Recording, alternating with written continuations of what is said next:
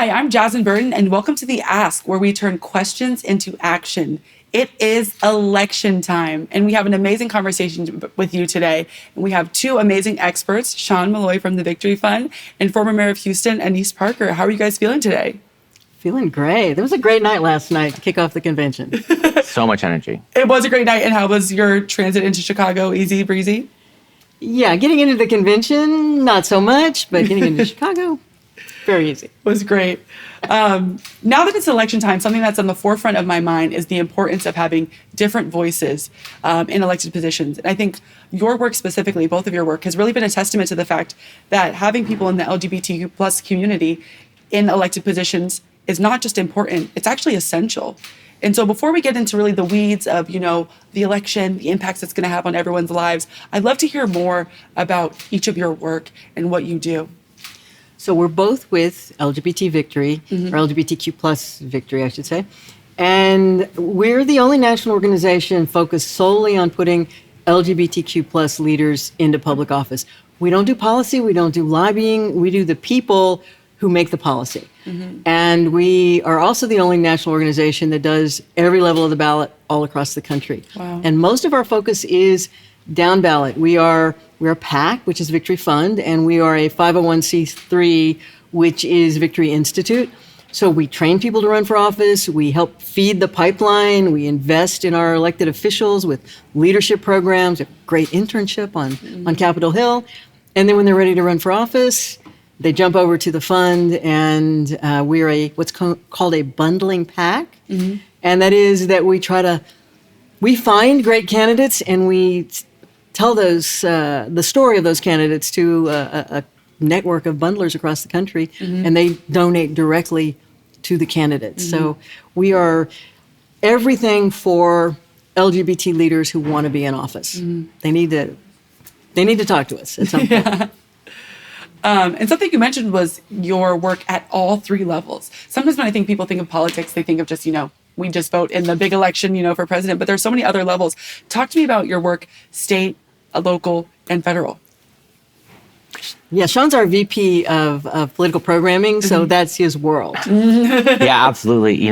Those all three levels, right? People think of the U.S. Congress, they think of the U.S. Senate, they think of the presidency.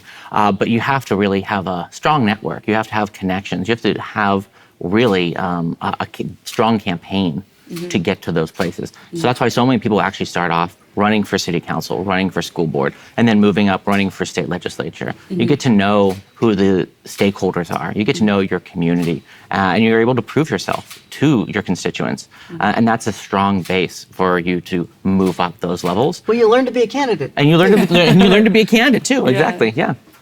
And I'd be remiss if I didn't mention, because we have a mayor here, I just have to ask, the unsung heroes of the on-the-ground work. I think sometimes when we've kind of talked about it, you think of all these various people and players. Sometimes a mayor doesn't come to your mind immediately, but you guys are actually some of the most pivotal people in actually directly addressing constituent needs. You're heavily relied upon, and you're a trusted source for all of that. And so talk to me about your work as a mayor and how important that role is in actually affecting the lives of people every day. So I'm the former mayor of Houston, Texas. I was elected 3 times as mayor. I served in other levels in Houston as well. Mayors are, other than the President of the United States and the governors, they are the next most powerful elected officials anywhere. And when you're a mayor of one of the top 10 cities, that you have tremendous operational control and authority over the workforce you have in your city. As mayor of Houston, I represented more people than the governors of 15 states. Big city. Yeah. But I control the police force and the fire department and the vast, 24,000 municipal employees. Yeah. And cities are where life happens.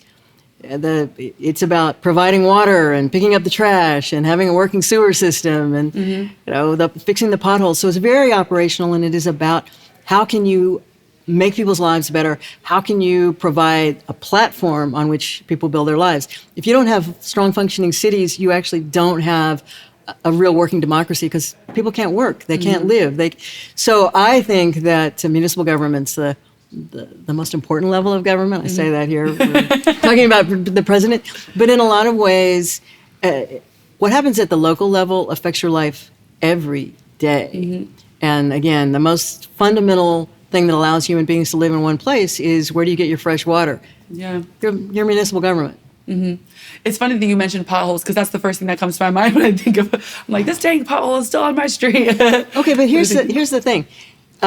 You only notice a city by exception. You notice a city when they get something wrong. When it functions perfectly, you don't notice. It's transparent. Wow. And I learned very early on, you will hit that pothole every day, and the next day, and the next day, and the next day. And every time you hit that pothole, you'll curse the city. It is a relationship. You have to report that pothole. Yeah. City of Houston has 6,000 miles of roads. Wow. If you don't report it, I don't know, it needs to be fixed. Right. Now, if you report it and I don't fix it, hold me accountable. Yeah. But government is a relationship. And that's the other thing we need to think about while we're here at this convention.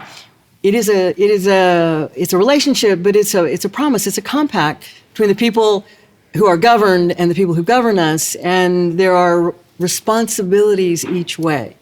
And we have to be good citizens. We have to be engaged. We have to know what's going on. And we have to do our part as citizens. And then we give the government the chance. And if they don't step up, we make changes. Right. I love it. Yeah, I can tell you're a former mayor. You're just so a powerhouse of knowledge. Curious to know your guys' perspective as well. When we talk about relationships with elected officials as well, I think something that makes it easier to form relationships with elected officials and trust that they have your interest and need is when you see people that are similar to you or that have other backgrounds similar to you. And I think it's just a testament to the fact that representation does truly matter, regardless of race, sex, gender. Having people from different voices and different backgrounds in those rooms making decisions is so important. And I know that you guys do a ton of that work. Walk me through kind of potentially in a more nuanced way why representation matters. I mean, we need a government that actually looks like the people it's meant to represent, right? It can then actually fight for them. And that's exactly what we're trying to do, right? LGBTQ people only make up 0.25% of all elected officials in the United States. In order to get to the baseline level of parity in government, we need to elect over 36,000 more. Only about 1,300 exist right now. So we're extremely underrepresented in government, just like so many other communities that are facing struggles, specifically trans people, right? We've worked very hard over the last, 7 years to, more than quintuple the amount of trans people elected in the United States, but we're still really underrepresented. We're still seeing attacks on that community because they don't have that voice in government. So we're working hard to make sure that happens. But it's also a reaction to look at who's under attack.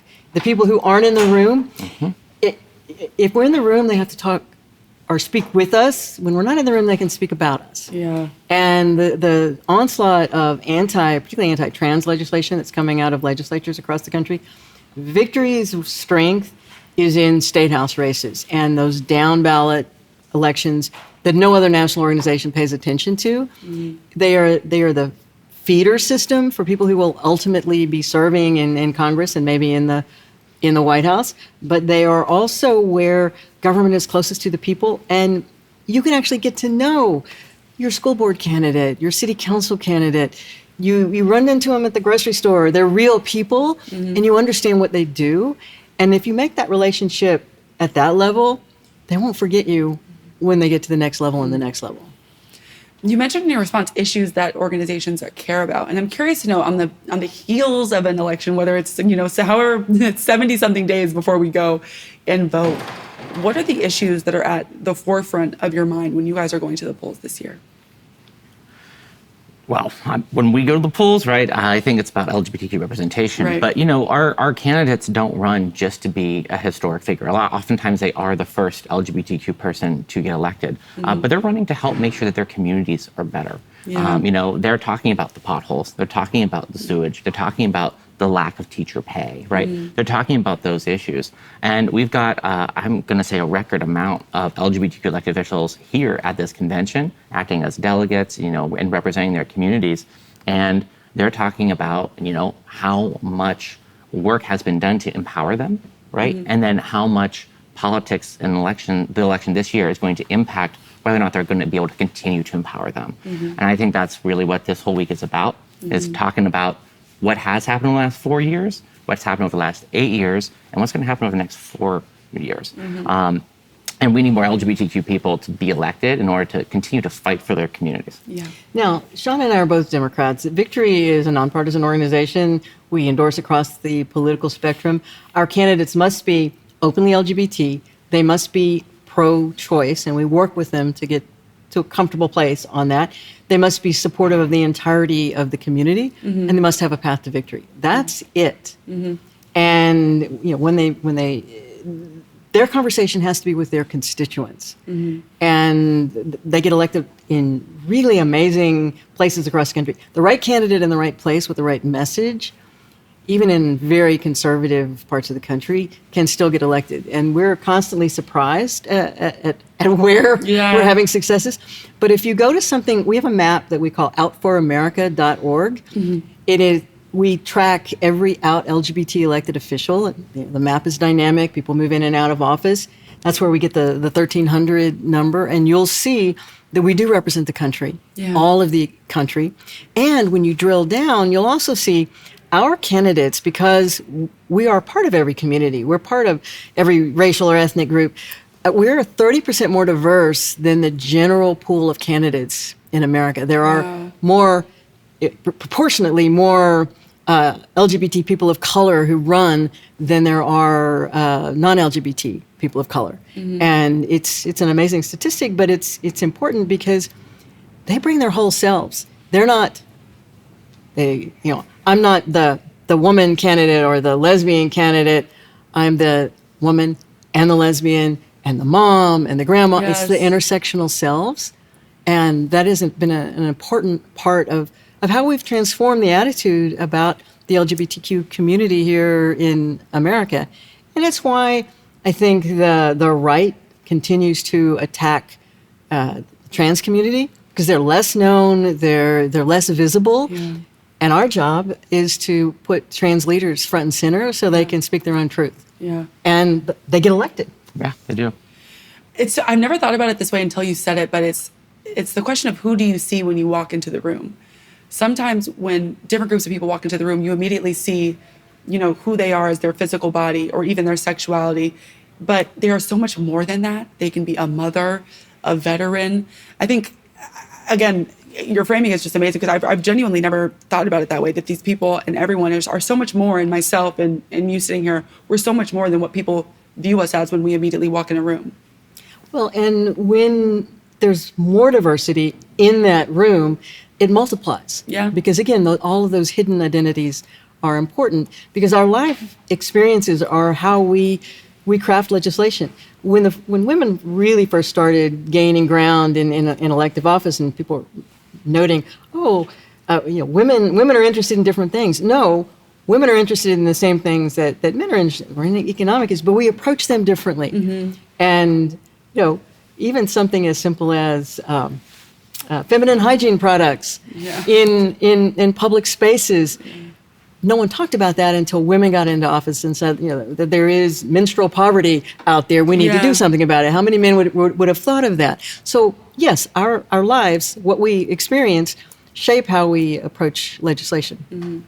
I think about that all the time. It's so nice to have a menstrual product in a restroom when you walk in and you forget it. Yeah, way in my rearview mirror. But I have three daughters, and I have granddaughters. So. We were talking about this moment a little bit. I've never been one to live in a state of fear, but I do have a few genuine fears and concerns about what could happen if the election goes one way or another. Something that has been a genuine concern of mine has been in the impact that Project 2025 could have. For a multitude of reasons, I think a group of people can be affected, not just because of the person in office, but because of the people in elected positions supporting them and potentially taking it on to implement these, whether it comes to bans on gender-affirming care and just a multitude of other things. Do you share these same concerns, and what do you have as a message to voters that are, potentially feeling the same things? Yes. I mean, I think if Donald Trump is put back in the White House, we're going to be in a very, very scary state, right? And I think that's a huge motivator this year for, sadly, a lot of people, right? I think that a lot of people are going to vote against Donald Trump. A lot of folks are now excited to vote for Kamala Harris, but that vote is a repudiation of Project 2025. And one of the themes of this convention, I think, is freedom. And Project 2025 is very much about attacking freedom, whether that's where you go on the internet, that's the medical decisions you make with your doctor, and even, the relationship your government has in your personal life, right? Dictating what you can and can't do. And they're very much focused in on the LGBTQ community, right? Especially trans people. I think over 25 times trans people are cited in Project 2025 as a negative, right? As something the government has to do. And so, yes, especially to the LGBTQ community, but really every American values that individual freedom. They need to get out and vote. And I think that it's not necessarily fear at this point. I think it's a motivator to make sure that happens. But I want to look at it from a different direction, and that is that while we are engaged in electoral politics in Victory Fund, in Victory Institute, we have a very robust presidential appointments project. And a lot of the implementation, Project 2025, won't come from elected officials.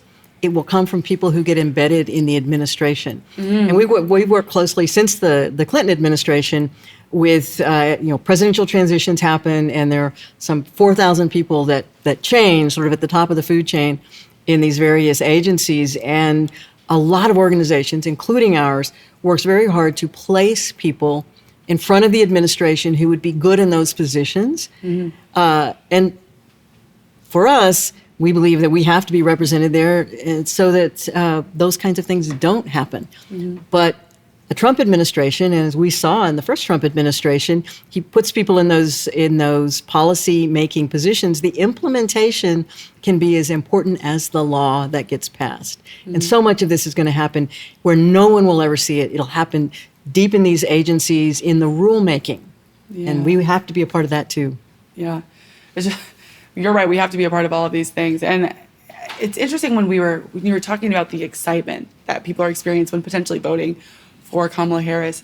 I think that excitement is a testament to your work and just the idea in general that representation does matter. And I want to bring us back to that a little bit slightly, because I, for the first time, experienced that, where you see someone that looks like you as a candidate in office, and you're like, wow, this is what millions of people have experienced every single time they've gone to the polls previously. And I know you probably have so many testaments to people reaching out to you about how happy they are when, you've helped a candidate get into that position, and now that candidate represents everything that they've worked so hard for in their own individual lives.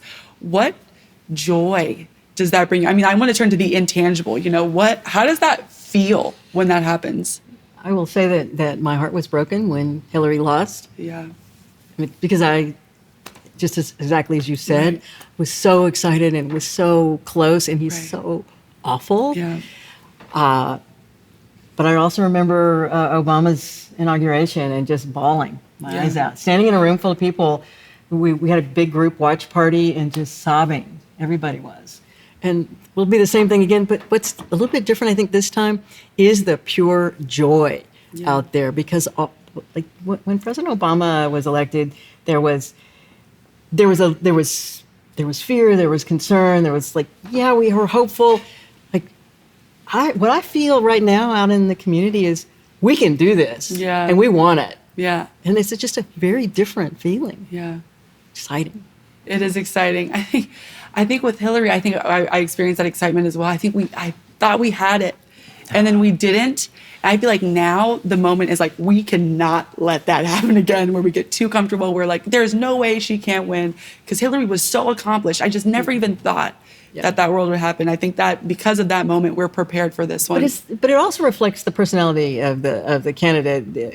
Hillary Clinton's an amazing person, and I have met both Hillary and Kamala, and they're both amazing, accomplished women.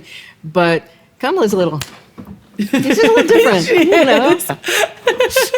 I love that. Kamala's a little. That's the moment. I like that. I do want to turn to some positives, because we have more LGBTQ plus candidates on the ballot than ever. And how are you guys capitalizing on that moment? How are we really relishing in that moment, making sure that this continues to happen and this isn't just something that happens today? Yeah, I mean, success helps make more success happen. We've been doing it for 30 years. Yes, 30 years. The organization has, not we personally. Right. But in the last 8 years, the amount of LGBTQ people has more than tripled elected in the United States of America, right?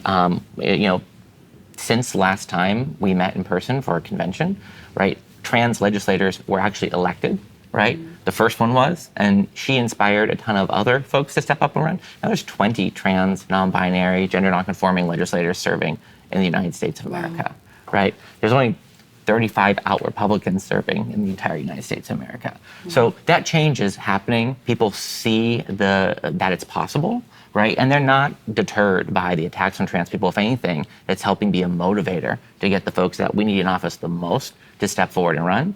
And when they do, they just need to make sure that they reach out to victory so we can do the best we can to help them. Success breeds success. You see someone that it's possible for someone else, you begin to believe it's possible for yourself. But when you're under attack, and if you have a shred of self-respect, you're going to want to stand up and push back. And those two threads are coming together. And we also know kind of that a group that's going to play a huge role in this election is Gen Z. And Gen Z has the highest percentage of LGBTQ plus voters of any other generation. All the cool kids are queer now. Yeah. Right. Gen Z has it right. Gen Z has it right. What role do you think Gen Z is going to play, and what are they really looking for in the Harris-Walz campaign? They have to understand that politics is about compromise, and politics is about embracing change at the pace that you can get there, and it is about winning the election. So we've, over the years, but I know both have had to come to grips with, man, I really like that candidate, but they're wrong on this issue or that issue. No candidate is perfect. Yeah. And you cannot expect to agree with a candidate on everything. You have to figure out, you have to weigh the candidates, you have to weigh the issues and come down on how can we progress the farthest? Which one is going to carry me the farthest? Which is the one I trust more? And I think a lot of young people want the perfect candidate who they can agree with on everything, and that is just not possible. Yeah. I mean, I was in office for a long time. There are things looking back like, man, I shouldn't have done that. I can't even agree with myself. Yeah, yeah. But if Gen Z turns out 10% more, this election's over, right? They turn out, for Kamala Harris, this election's over, right? Democrats winning states that they didn't even think was possible. And I do think that excitement is there because, a lot of folks do see it in an absolutist kind of way. But I think enough folks have said, hey, there is a very stark contrast here, especially with Kamala now, right? A very stark contrast. And I think we're all already, just on the second day of the convention, feeling that energy because this convention actually looks like America, right? It's not just all old, straight, white, cis people, right? Saw that, I think, about a month ago in Milwaukee. The convention looks like America. And I think we know almost all the LGBTQ delegates, right, that have helped make up a record amount of folks for this convention. Yeah. It's so funny that you talk about how this convention looks like America. We are really seeing a multitude of different people, and it reminds me of this story that just happened yesterday in the elevator. I ran into a 7-year-old white man in this fly blue suit and sneakers, and he taps me, and I was like, he told me he liked my sneakers. I said, I love your sneakers. Where'd you get them? He said, these are my Jackie Robinson sneakers because today we're making history, and then just walked out of the elevator. I was like, this is the greatest thing that's happened to me all day. But really, we are tapped in. We're accepting of so many multitudes of people that are here right now. And I think before I get to my last question, I just want to ask you guys, what role is Victory Fund playing right now? What do you guys have on the docket? What do you want our viewers and listeners to know that you guys may have coming up? We have amazing, amazing candidates who are from the LGBTQ community, but they want to serve their own communities in whatever office they're running for. We have a website, victoryfund.org, and you can see all of our endorsed candidates. But again, victoryfund.org or outforamerica.org, see where they're running, see where they are, read their stories, find out about them. These are, our candidates look like America, and they want to serve. That's why they're running. They're not running because they're LGBT. They're running because they want to serve their community, and they're being open and honest about who they are. And there's an alchemy that happens a lot of times with our candidates. Why they can win you can be Maury Turner and win in Oklahoma City and be, Black, Muslim, and non-binary in Oklahoma City, because Maury Turner is real and able to share feelings and be part of that community. And the alchemy is if people will say, wow, I don't approve of them because they're gay or lesbian or trans, or I don't understand that, but they're honest with me. Yeah. And that's what I want. I want authentic, real people. And if they'll if they'll share that about themselves, I bet that they'll share other things. I bet I can trust them in other ways. People don't vote because they understand you. They vote because they think you understand them and the reality of their lives. And I think that's going to be extremely important because we've got over 100 candidates, right, running in the seats that are going to decide the U.S. Senate, who controls it, the U.S. Congress, who controls it. Almost every single battleground state is also fighting for legislative control, which post-Roe is extremely important, for the right to privacy and what rights you have. Our candidates are on the forefront, and they're going to bring that perspective and help flip those chambers, keep those chambers, and then fight for pro-equality legislation. Amazing. And because we have two experts here, I don't want to let this moment pass where we ask you what your ask is for our listeners. I think something that makes this podcast unique is that sometimes when you listen to the news, they're just bombarding you with information, but they're not telling you how to change things, what to do. And so we love to make a direct ask for the people that are interested in getting involved. What can they do in the short term and in the long term?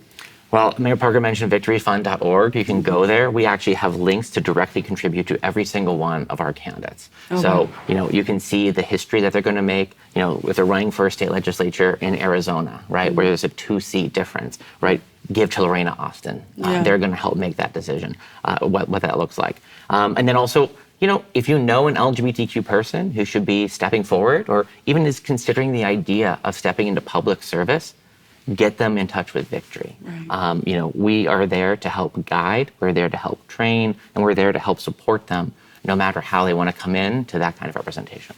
I would also say that too many of us think about politics as something out there. Politicians are people, they're coming from community, they're part of they're part of a neighborhood, you see them at the grocery store, they have real lives. Pay attention. Get involved, show up to vote, but don't stop there. I'm a big believer in civic engagement at all levels. The more whether it's the PTA or your church or your mosque or your synagogue or you're on the park committee, do something in your community, and that will lead you into politics because at some point you need somebody in the room making it happen. Yes, that was a perfect close. From the parks to the synagogue to the churches, do something to make it happen. I absolutely love that. Thank you both so much for joining us today. Thank you.